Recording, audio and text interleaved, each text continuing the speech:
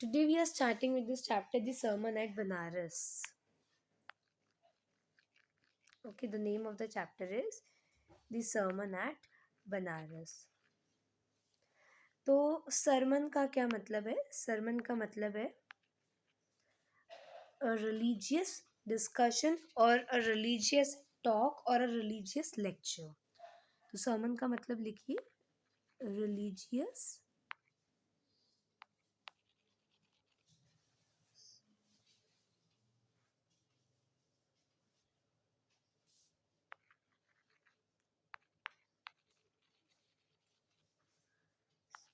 talk or a lecture, right? So let's get started with the chapter. In this chapter we are going to look at the In this chapter, we are going to look at the religious. We are going to look, first of all, we are going to delve in the life of Gautam Buddha. Then we are going to look the teachings of Gautam Buddha, and here specifically we are going to see his teaching or his religious lecture that he conveyed there in Banaras. Okay, let us start with the chapter. तो इसके इन text question answers भी हम करेंगे, but इस video में नहीं, बाद में. तो यहाँ पे हमें सबसे पहले बताया है गौतम बुद्धा के बारे में. ठीक है. नाउ जो गौतम बुद्धा थे, इनकी जो लाइफ की बिगनिंग होती है वो एज अ प्रिंस होती है. That means he was born into a royal family and इनका नाम था पहले Siddharth. His name was Siddharth. क्या नाम था? सिद्धार्थ. ठीक है. जिनको हम सिद्धार्थ गौतम कहते हैं. तो हुआ क्या था कि सिद्धार्थ जब पैदा हुए थे, इनकी मम्मी की डेथ हो गई थी. तो इनका पालन पोषण और इनको बड़ा किया था, इनकी जो अपब्रिंगिंग की थी वो इनके फादर की दूसरी वाइफ ने की थी. तो उनका क्या नाम था? उनका नाम था गौतमी. ठीक है. तो उससे इनका नाम पड़ा सिद्धार्थ गौतम. ठीक है. और बाद में चल के भी जब बुद्धा कहलाए तो उन्होंने अपनी मम्मी का नाम, अपनी जो जिन्होंने उनको अपब्रिंग किया उनका नाम नहीं भूला. तो इन्होंने उनको, तो यहाँ पे अब यहाँ पे हम देखते हैं कि जब गौतम बुद्धा की जिंदगी शुरुआत होती है तो वो एक प्रिंस के तौर पे होती है. That means Gautam Buddha was a prince and इनका इनिशियल नेम था सिद्धार्थ गौतम. और ये कहाँ के प्रिंस थे, कहाँ के राजकुमार थे? तो he was prince in northern India. At 12 he was sent away for schooling in the Hindu sacred scriptures, and 4 years later he returned home to marry a princess. तो 12 साल की उम्र में at the age of 12 he was sent for schooling. अपने schooling पे जाते हैं, यानी शिक्षा प्राप्त करते हैं. तो आज जैसे हम हिंदी इंग्लिश मैथ साइंस पढ़ते हैं, तो उस समय ऐसे नहीं पढ़ाया जाता था. 4 वेदा होते थे, 4 वेद होते थे. जैसे आप ऋग्वेद, समवेद, यजुर्वेद, ये हमारे जो वेद रहते हैं, तो इनकी स्टडी होती थी. और हर साल आप एक एक वेद पढ़ते थे. So he studied 4 years, and what he studied in those 4 years, he studied about the Vedas in those 4 years. तो 12 साल की उम्र में ये पढ़ने जाते हैं और 16 साल की उम्र में जब ये घर लौटते हैं, then he was married to a princess. फिर वहाँ पे वो प्रिंसेस यानी कि एक राजकुमारी से इनकी मैरिज की जाती है. They had a son and lived for 10 years as a befitted royalty. अब जब ये घर लौटते हैं, इनकी मैरिज की जाती है, फिर इनका एक बेटा होता है. और इनका जो बेटा है, ये, हाँ, इनका बेटा हो जाता है. उसके बाद क्या रहता है कि इनके इस इस मतलब आफ्टर हिज मैरिज, इस उनकी मैरिज के 10 सालों के बाद से अगर हम बात करें तो, यानी उनकी मैरिज हुई थी 16 years की एज में, अराउंड 16-15 की एज में उनकी मैरिज हुई. तो इस उम्र से आगे के 10 सालों तक वो बी फिटेड रॉयल्टी में रहे. उनका पूरा फैमिली थी. और B fitted royalty is a suited royalty, appropriate royalty, complete royalty. ठीक है. जो सारी रॉयल्टी का क्या मतलब है? सुख सुविधाएं, एक लेविश लाइफ उन्होंने जी. ठीक है. एंड जब ये पैदा हुए थे तो एक फोरकास्ट हुआ था कि भविष्यवाणी हुई थी कि ये बड़े होकर के या तो बहुत अच्छे राजा बनेंगे, और अगर राजा नहीं बनते हैं तो फिर ये एक सन्यासी बनेंगे। और इनके पापा इस बात से बहुत डर जाते हैं कि ये सन्यासी बनेगा, ये सन्यासी बनेगा। तो यानी कि इन्होंने क्या किया, इनके फादर ने इनको पूरे जो वर्ल्ड की सफरिंग्स है उनसे दूर रखा, ठीक है। And you can relate this particular topic with that chapter that we studied the happy prince, जिसमें क्या था कि राजा राजकुमार जो था, प्रिंस जो था, वो बहुत खुश था अपने पैलेस में जब वो जिंदा था, लेकिन उसके मरने के बाद उसका स्टैचू बनाया और ये बोला कि स्टैचू के अंदर उसकी आत्मा है, ठीक है। और उसकी आत्मा सब कुछ देख पा रही थी। इतने ऊंचे पेडेस्टल पे, इतने ऊंचे कॉलम पे वो स्टैचू बनाया गया था कि उसकी जो आंखें थी वो सब कुछ देख पा रही थी अपने आसपास। और इससे क्या हुआ, जब उसने उसने सफरिंग देखी अपने आसपास की, देन ही रियलाइज कि जिस दुनिया में, जिस पेरिफेरी में मैं रह रहा था, तो वो तो केवल एक मिथ्या, एक झूठ था, but the real thing, the reality was beyond his thinking. अब यहाँ पे ये 16 साल, मतलब जैसे 16 साल की उम्र में इनकी मैरिज हुई, तो इस 16 साल से 10 साल तक, यानी एट द एज ऑफ 25-26, तो तब तक वो बीफिटेड रॉयल्टी यानी अप्रोप्रिएट कंप्लीट सूटेड रॉयल्टी पर जीते हैं। At the age of 25, the prince, heretofore shielded from the sufferings of the world, while out hunting, chanced upon a sick man, then an aged man, then a funeral procession. अब यहाँ पे क्या हुआ? See, this is the Hindi explanation of the chapter. I have already given English explanation of the chapter. तो जब वो 25 साल के, यानी एट द एज ऑफ 25, 25 साल के थे वो, तो अभी तक हेयर टू फोर यानी बिफोर, ठीक है, अर्लियर, हेयर टू फोर का मतलब लिख लें अर्लियर।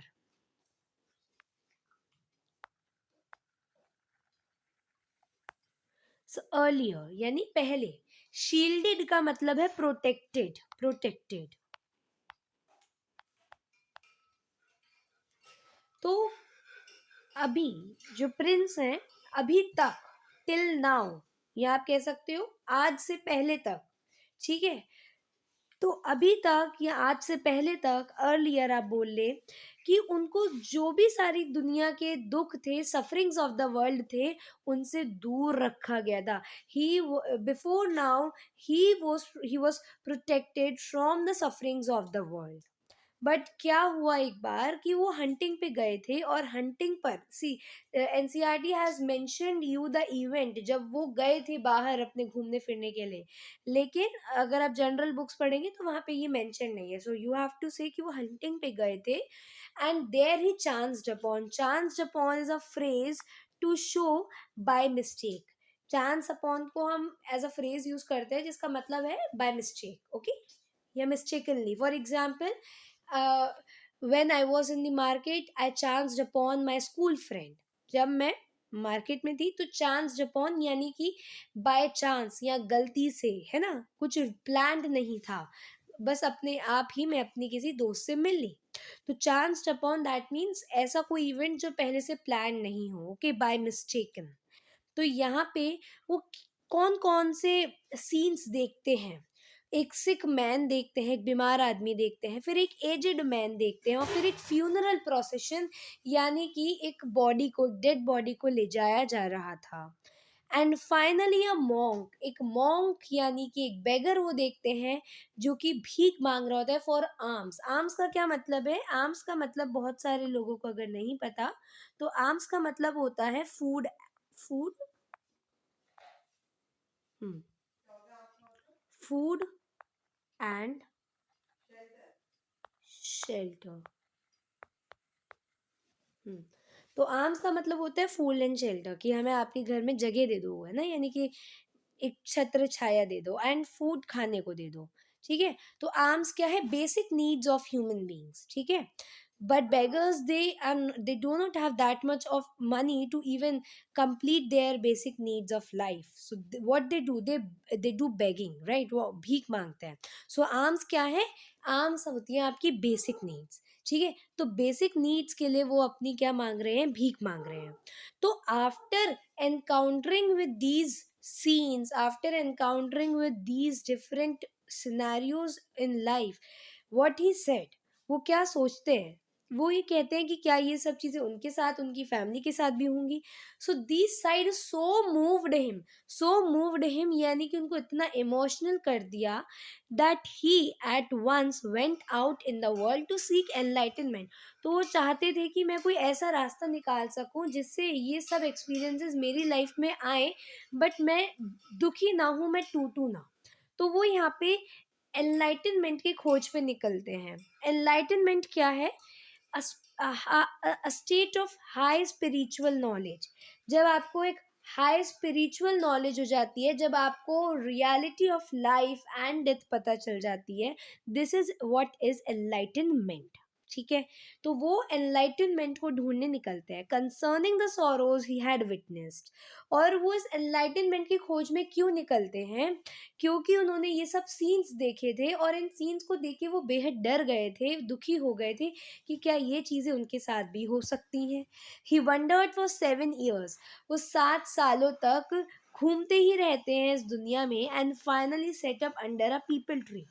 और आखिरकार he took shelter under a peepal tree. वो पीपल ट्री की छत्र छाया में बैठ करके ये प्रॉमिस करते हैं, वोड यानी कसम खाते हैं, वोड का मतलब है कसम खाते हैं.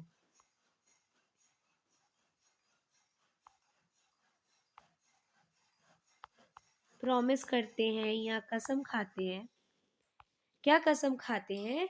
कि मैं यहाँ से तब तक नहीं उठूंगा जब तक मुझे एनलाइटनमेंट नहीं मिल जाता. You have to keep the definition of enlightenment there in your mind. Enlightenment क्या है? A state of high spiritual knowledge. ठीक है.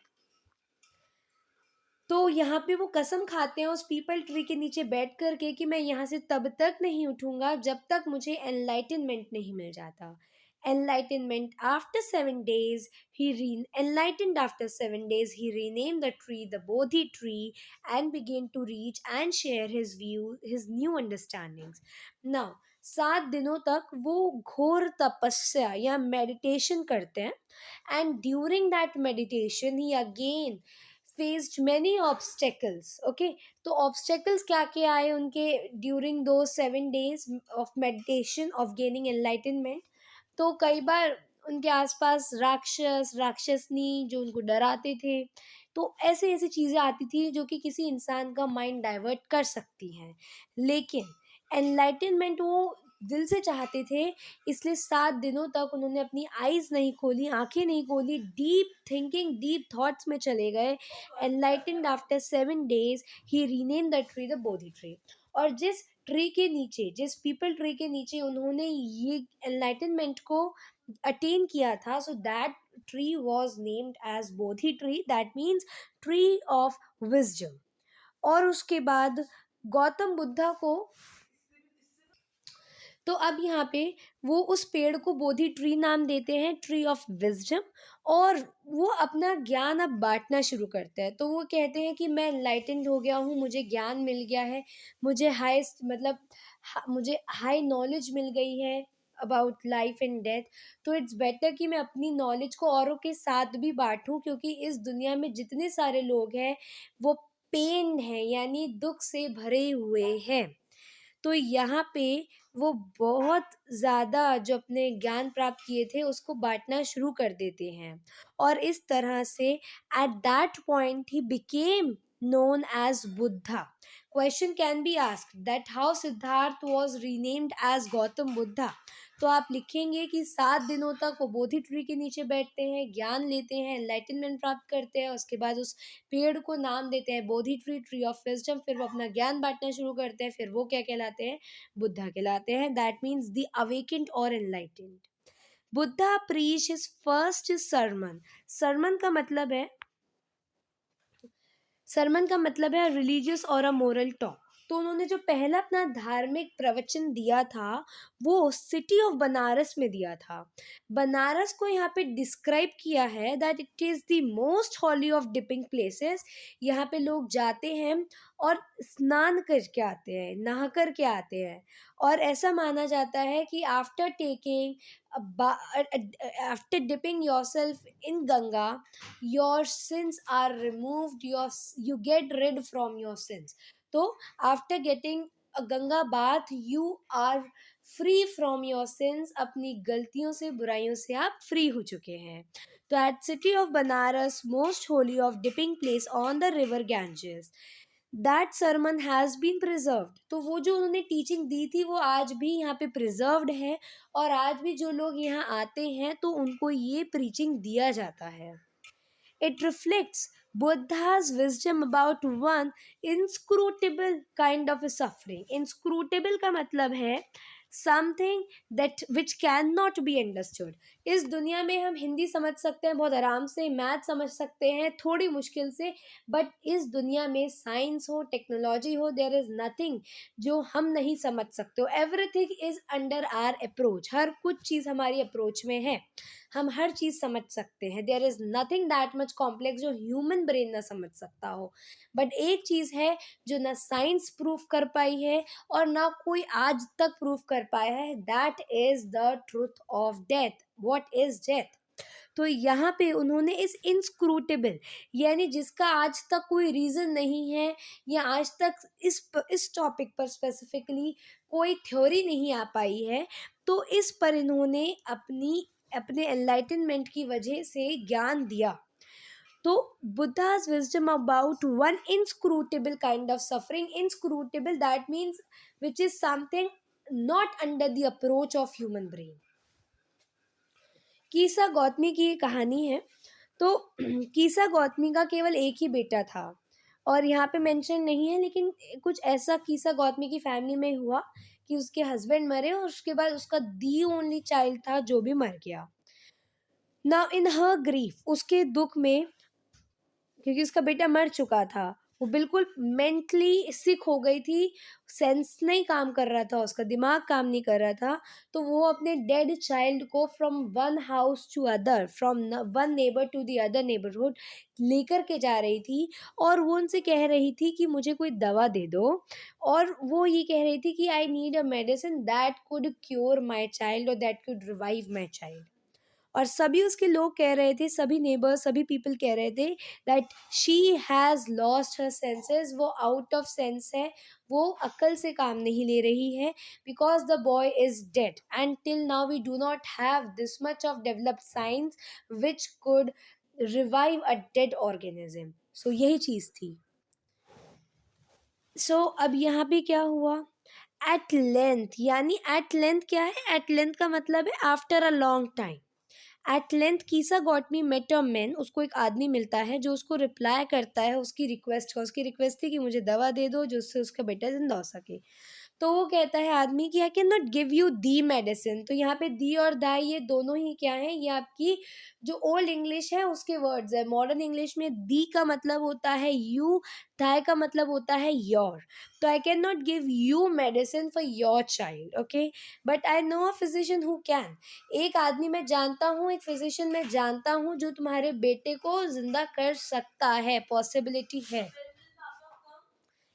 And the girl said pray tell me sir who is it. वो कहती है कि मुझे बताइए वो कौन है। तो वो आदमी रिप्लाई करता है गो टू सक्य मुनि द बुद्धा।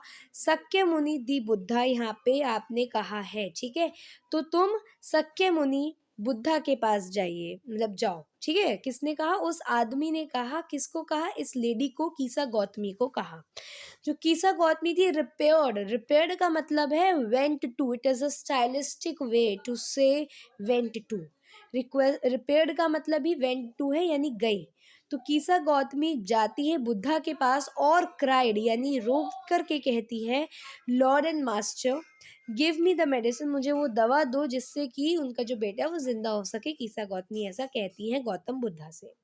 अब बुद्धा के पास वो जाती है एक डेड चाइल्ड को लेकर के, और जो चीज़ ख़त्म हो चुकी है तो उसमें जिसमें सोल ही नहीं है तो वो कैसे ज़िंदा हो सकती है। तो बुद्धा आंसर्ड, बुद्धा कहते हैं, I want a handful of mustard seed, मुझे एक मुट्ठी सरसों के बीज दो। फिर वो जो गर्ल है वो इन हर जॉय खुश हो जाती है, अच्छा बस मुझे एक मुट्ठी सीड्स लाने हैं, ठीक है इनके पास इलाज है। तो and when the girl in her Joy promised to procure it, the Buddha added, the mustard seeds must be taken from a house where no one has lost a child, husband, parent or friend. तो अब जैसे वो खुश होकर के जा रही होती है प्रॉकर यानी कि टू गैदर द सीड्स, ठीक है, तो बुद्धा कहते हैं कि मुझे वो सीड्स ऐसे घर से चाहिए जहाँ पे कोई ना मरा हो, कोई चाइल्ड नहीं मरा हो, कोई पेरेंट नहीं मरा हो, कोई फ्रेंड नहीं मरा हो, किसी का हस्बैंड नहीं मरा।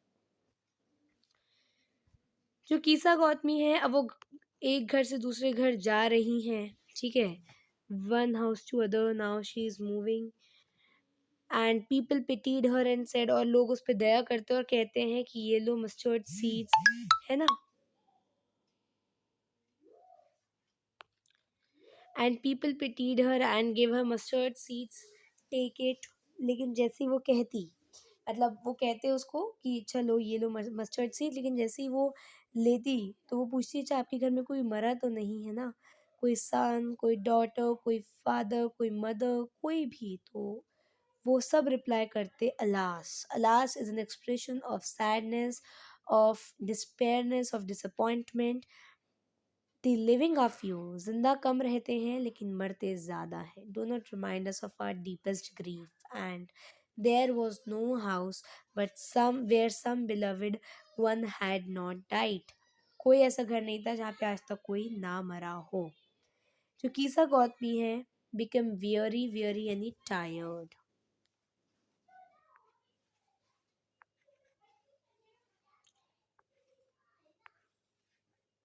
तो वियरी का मतलब होता है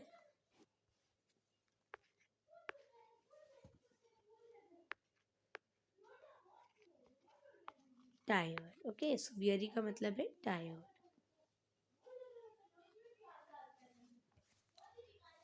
And there was no, yes, now, so now she was weary, that means she was tired and hopeless, क्योंकि उसे अभी तक कोई घर नहीं मिला जहाँ पे ऐसा नहीं हुआ हो, जहाँ पे आज तक कोई नहीं मरा हो।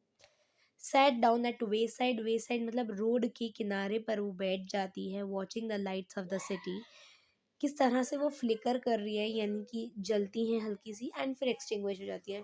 फ्लिकर का मतलब होता है, सॉरी,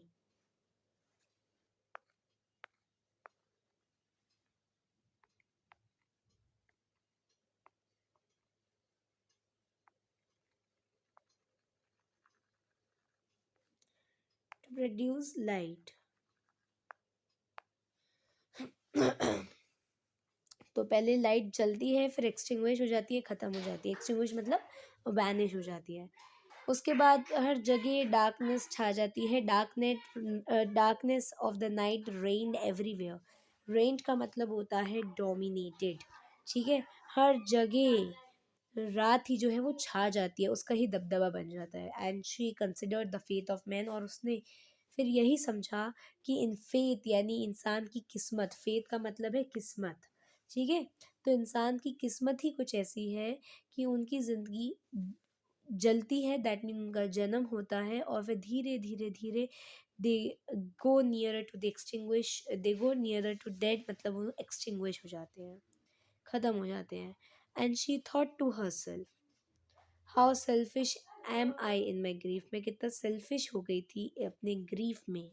सबकी डेथ कॉमन है, death is common to all, कोई ऐसा नहीं है इस वर्ल्ड में जिसको डेथ बख्श देती हो, जिसको डेथ फ्री कर देती हो, every two everybody death would come one day, है ना। Yet in this valley of dissolution, it's a new word, a very, not a word, basically a good phrase, that is valley of dissolution। इसका मतलब क्या है, इसका मतलब है, अच्छा यहाँ दे रखा है, वैली ऑफ डिसोल्यूशन का मतलब है an area which is filled with deep sorrow, एक ऐसा इलाका जो दुखों से भरा हुआ हो, जो हमारी धरती है। And there is a path that leads to leads him to immortality, एक रास्ता है जो इंसान को इमॉर्टल बनाता है। मॉर्टल इमॉर्टल का मतलब नहीं पता तो सी।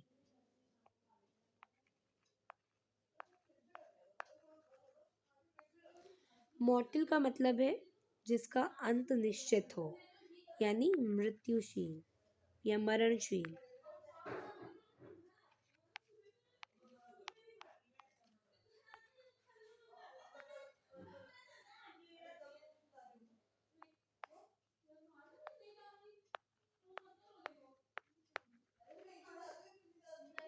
इमॉर्टल का मतलब होता है अमर।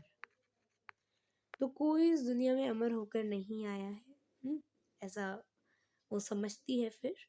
और बस एक रास्ता है जो इंसान को इमॉर्टल बना सकता है, यानी जो इंसान को अमर बना सकता है, कि वो अपनी सारी सेल्फिशनेस को सरेंडर कर दे। जितनी सारी मोह माया चीज़ें उसको बांधती हैं, बाउंड करती हैं, उनको फ्री कर दे, जैसे बुद्धा ने किया।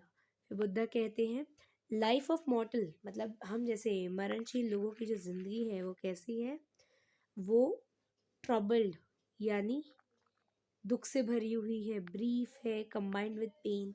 मुश्किलें आती हैं, ट्रबल्स आते हैं लाइफ में, ब्रीफ है, बहुत छोटी ज़िंदगी है हम सबकी, और वो भी कंबाइंड विद पेन, उसमें भी बहुत सारे दर्द है।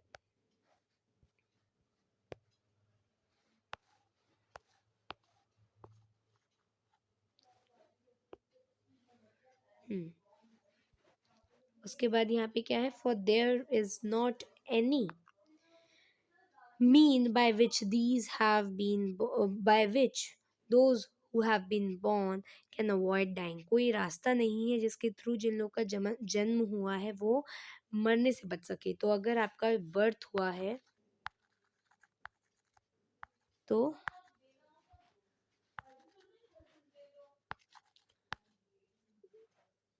डेथ जो है वो क्या है, निश्चित है। ओके, अब कुछ एग्जाम्पल से वो इस बात को प्रूव करते हैं, जैसे कि जो राइप फ्रूट्स होते हैं, जो पके हुए फल होते हैं, तो उनको भी क्या रहता है, पेड़ से गिरने का डर रहता है। गिर जाते हैं ना, वो अलग हो गए, लाइफ से अलग हो गए, पेड़ ही है जो उनको ज़िंदगी देता है, पेड़ से अलग हो गए, ज़िंदगी ख़त्म। So mortals when born are always in danger of death. हम जैसे बुढ़े होते जाते हैं, हम जन्म लेते हैं, उसके बाद डिफरेंट लाइफ स्पैन हमारी लाइफ में आते हैं, डिफरेंट लाइफ स्टेजेस हमारी आती हैं, और after the age of after मतलब at the point of reaching the old age हमेशा हमारी डेथ का डर रहता है। कुछ एग्जाम्पल्स जैसे कि अर्दन पॉट जो है, made by the Potter is and in being broken. जो अर्बन पॉट बनता है उसका आखिरकार होता क्या है कि वो भी तो टूट जाता है ना। Earthen pot is also in the danger of being is also in danger of being broken, not danger but yes। जो पॉट बनाया जाता है, जो घड़ा बनाया जाता है, तो वो भी तो एक ना एक दिन ज़रूर टूटता ही है ना। पॉटर बना ही इसलिए रहा है उसको कि उसको यूज़ करे, और फिर एक ना एक दिन वो टूट जाएगा। और इसी तरह से ह्यूमन बींग्स की लाइफ है, या मॉर्टल्स की जो भी लिविंग ऑर्गेनिजम्स हैं उनकी ज़िंदगी भी कुछ ऐसी ही है। यंग हो, एडल्ट हो, ठीक है, फूल बेवकूफ़ हो या जो कि इंटेलिजेंट हो, सब सबको पावर ने मतलब डेथ ने घेर रखा है। We all are lying in the power of death और आर सब्जेक्ट ऑफ डेथ। हम सब डेथ के ही सब्जेक्ट हैं, यानी सब उसके अंडर में ही आते हैं, उसकी कवरिंग, उसकी अम्ब्रेला के अंडर ही हम सब हैं। All those who overcome bye death, यानी जो डेथ से मिल जाते हैं। ओवरकम बाय डेथ यानी डेथ से ओवरकम कर लेते हैं, यानी कि जिनको डेथ मिल जाती है, हु डाइड, जो मर जाते हैं, जो लोग मर जाते हैं, है ना। तो वो लोग जो कि मर जाते हैं, आप लिखो ओवरकम बाय डेथ का मतलब है जिन लोग की डेथ हो जाती है। डिपार्ट फ्रॉम लाइफ, डिपार्ट का मतलब होता है अलग होना,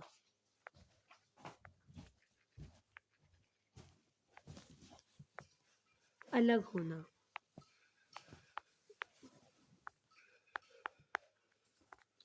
तो वो लोग जो ओवरकम करते हैं, यानी कि डेथ को गले मिल जाते हैं, डेथ से मिल जाते हैं, डिपार्ट फ्रॉम लाइफ, ज़िंदगी से अलग हो जाते हैं, तो ऐसे इंसान को a father can not save his son.